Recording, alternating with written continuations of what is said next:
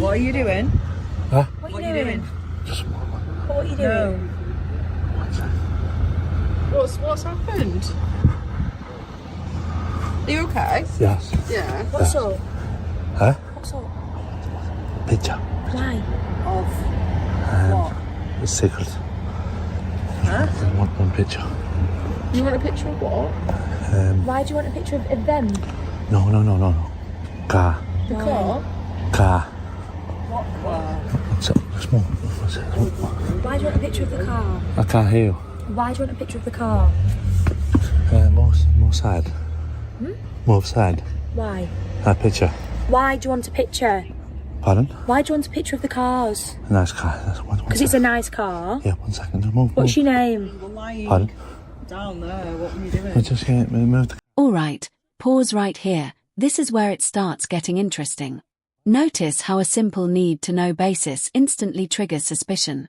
Legally speaking, you're not required to explain your actions in a public space unless there's reasonable suspicion of a crime. So the real question is, who's escalating this situation first? Drop your thoughts below. Car. What's your name? Pardon? What's your name? Mine? Yeah. Why? Well, because I'm speaking to you. I want a car picture. Right. Which car? This one here. This blue one? Yes. Right. Why were you lying down on the floor watching us from there? No, I get a good picture. Car. But you were lying, lying away down. from the car that you wanted to have a picture of. No, it wasn't. The back picture. But you no, you weren't, because you wanted a picture of this blue car. You were over there. What was I? Oh, sorry. What's your name, mate? My name? Yeah. I do not like to give, you know. Can I just move to the side? So If you give me your name, yeah. No, I can't give name. Why? Why name? Well, just because I want to know. The video opens quietly. A police officer approaches a man lying awkwardly between parked cars. And here's the shift. Curiosity turns into control. Watch closely. The officer keeps asking, even after clear refusals. In legal terms, persistence without grounds can cross into harassment territory. But socially, it becomes a power play. So let me ask you, should authority figures back off when someone clearly says no, or keep pushing just to be sure? The tone is calm but cautious. You all right? What are you doing down there? The officer asks. The man's broken English makes the moment even more confusing. He says he's taking picture car. He insists it's secret, mumbling about how it's a nice car while ignoring questions about why he was lying down watching them. The officers exchange unsure looks. Something doesn't add up. What kind of photographer hides under cars? Who I'm speaking to. Oh, just 1 second. Can you just move to this? Oh, probably has. Have you been filming us? It's fine if No, you are. can I get a picture? Yeah, but if you're filming, if you've been filming No, us, but it's you. fine. I want this car picture. I know, but it's just a bit weird that you were laid on the floor. Yeah, it's a better picture, you know, down below. Right. But No, you know when you go low. Let's see your pictures then. Pardon? Let's see your pictures then. Really? Of your car? Yeah. No, 1 second. Can you just move aside when I get this picture? Lie down. no, not Why? really. Because we're still trying to speak to you. No, you don't need to speak to Are me. you staying at this hotel? Maybe 1 night, 2 night, you know. Right, okay. If you're recording us, it's fine. No, but can you just move to the side? Speak? No, you've got all night to take pictures of that. No, but it's going dark, you know, so... It's not. I think you've got till about 9 o'clock. 3 hours. Really? Yeah. Can I get one picture can of I this car? finish speaking? No, I've got to get the one Right. picture. No. If you're recording us, it's fine. There's no No, but I issue want the there. picture of the car, though. The car. I know, but what you're telling me doesn't add up to what you were doing. What, led down? Led down. Yeah, you were lying 2 cars down. away from the Yeah, but car. I'm getting a picture of this car. Right, so then why were you facing us? I wasn't. You was. Yeah. It was only when you said, can I help you? No, you're already on the You floor were at that lying point. down. I was lying down to take a picture of the car. Right, what's your name? I don't give names. Why not? You got any ID on you?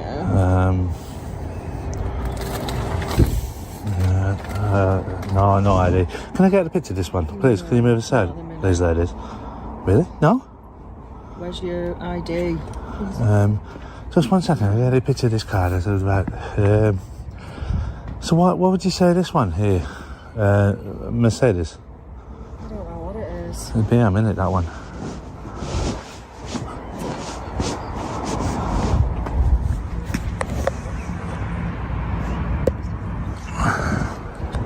The tension builds as the man avoids every direct question. He begs, "One picture, please," trying to move the officers aside. They ask if he's staying at the hotel nearby. He hesitates, saying, "Maybe one night." When they request ID, he says he has none. The situation turns into a strange back and forth. This right here. This is the knockout argument. The bank card analogy. It flips the entire situation. He's showing that privacy isn't selective. You can't demand someone's purpose without offering your own boundaries. Brilliant rhetorical move. But be honest, would you have handled it this calmly, or lost your cool by now?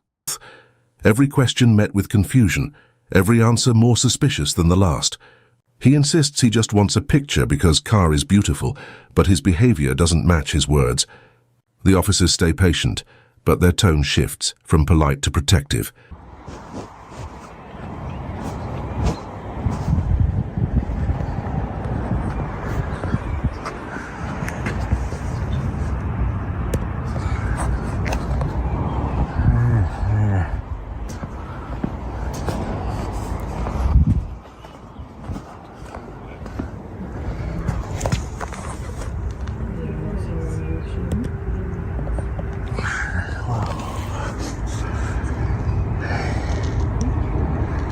Nice car.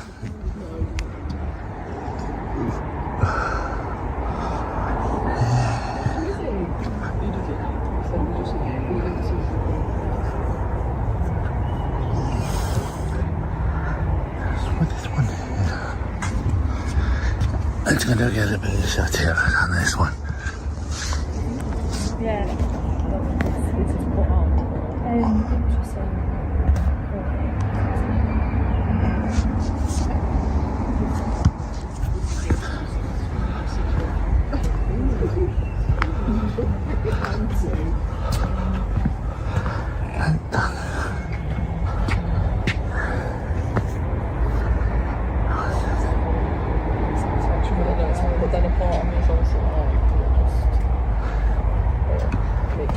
So, you think nice car, this one? I'm not engaging with you any further. Are you not? No, because I know, for one, for what he's just saying, that this is all a bit of an act. Does he know me? And you're not giving me any details. I'm asking for your name just so I can speak to you. What details do you need? Just your name. Yeah, my name, yes. What is it? Marius. And what's your surname? Polski. And your date of birth. And, right, sorry. Oh, you want me to hit the birth as well? Yeah. Just so we can check everything's in order, that's all. Oh, I can't give that, sorry. Okay, will you spell your... Now things get awkward. The man gives his name as Mario Pski, but refuses to spell it or give his date of birth. When asked why, he says, "I not commit crimes." His refusal is polite but firm, like he's hiding something. The officers try one last time, explaining they only want to know who they're talking to. But he stands his ground, repeating, "No thank you. I not give name." Eventually they give up. The lead officer softens her tone and says, "Enjoy your evening." He smiles, waves, and thanks them, still admiring the cars as if nothing strange just happened. Say your name for me, please. Oh, no, thank you. Why not? Because I not commit crimes, you know. Not commit crimes. We're not saying you have, we just want to check who you are, that's all. What, you want to check me? Just who you are. All right. Yes, no, thank you. No. Yeah, Yeah. is that okay? Is what okay? I don't have to give, like, you know. No, that's fine. Okay. Yeah, have a lovely night, ladies. Hey, that's a Ford, that one, isn't it? That one over there. So it says. Lovely vehicle, you know. I think so. How are you, ladies? You good? Have a good night, yes. Yeah, well, have a good night, thank you. Ah, thank you. Have a good night. That's a Ford, that one.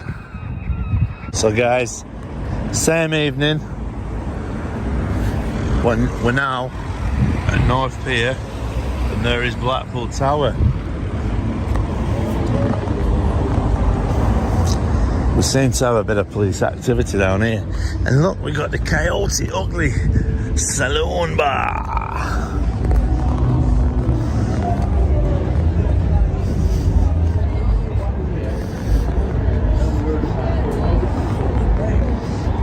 I'm gonna ring you for compote, yeah, you need some compote.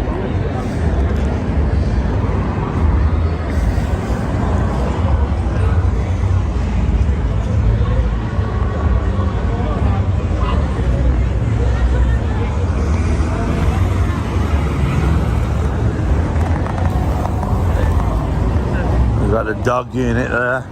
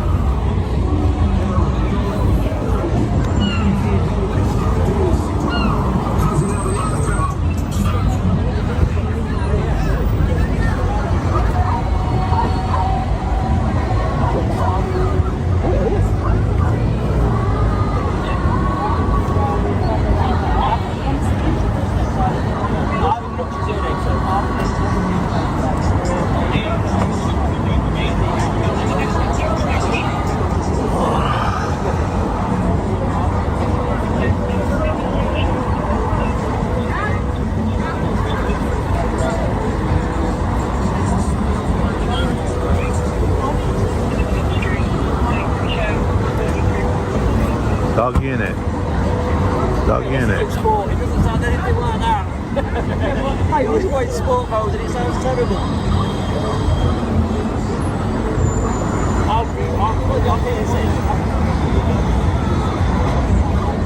The scene fades from confusion to calm. The camera cuts to later that evening.